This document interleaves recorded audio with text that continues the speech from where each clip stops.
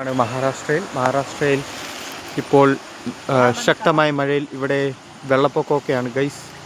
നോക്കൂ, ഒരു പേടിയില്ലാതെ സ്കൂട്ടറുകാരൻ വണ്ടി ഓടിച്ച് പോകുന്ന കണ്ടോ. അടുത്ത ആൾ വരുന്നു. നല്ല മഴയാണ് ഇവിടെ, ശക്തമായ മഴയാണ്.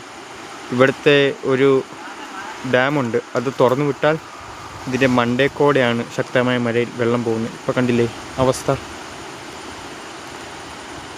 ഇങ്ങനെ വല്ലതും സംഭവിച്ചാൽ അങ്ങോട്ടേക്ക് പോകുന്ന 2 ഗ്രാമത്തിലേക്കുള്ള ഗതാഗതം തടസ്സപ്പെടും.